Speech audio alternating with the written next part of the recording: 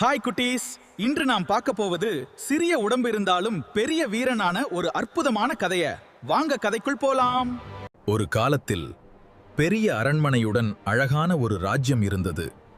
அந்த நாட்டின் ராஜாவும் ராணியும் நல்லவர்கள். ஒரு நாள் அரண்மனை வாசலுக்கு ஒரு வயதான சாமியார் வந்தார். ராணி அவரை அன்புடன் வரவேற்றார். சாமியார் கொடுத்த மந்திர பழத்தின் கொட்டையை சாப்பிட வேண்டும் என்றார். ஆனால் ராணி தவறுதலாக சில மாதங்கள் கழித்து ஊசி போல மெலிதான ஒரு குழந்தை பிறந்தது. அவனுக்கு ஊசி மனிதன் என்று பெயர் வைத்தார்கள். காலம் சென்றது. ஊசி மனிதன் வீரமுடன் வளர்ந்து ராஜாவுடன் வேட்டைக்கு சென்றான். அப்போது தூரத்தில் இருந்து ஒரு பெண்ணின் அழுகுரல் கேட்டது.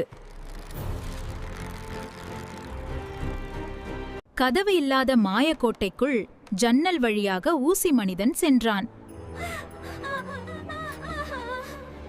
அரக்கனின் மந்திரக்கோலை உடைத்தால் அவன் இறந்து விடுவான் என்று இளவரசி கூறினாள். துணிச்சலுடன் ஊசி மனிதன் மந்திரக்கோலை உடைத்தான். அந்த நொடியில் அரக்கன் மறைந்து போனான். ஊசி மனிதன் அழகான இளவரசனாக மாறினான். இளவரசியும் இளவரசனும் சந்தோஷமாக நாட்டிற்கு திரும்பினர். அனைவரும் மகிழ்ச்சியாக வாழ்ந்தார்கள்.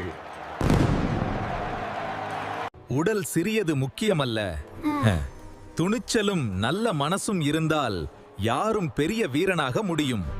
இந்த கதை பிடித்திருந்தால் லைக் பண்ணுங்க, ஷேர் பண்ணுங்க. இன்னும் நிறைய கதைகளுக்காக சப்ஸ்கிரைப் பண்ணுங்க.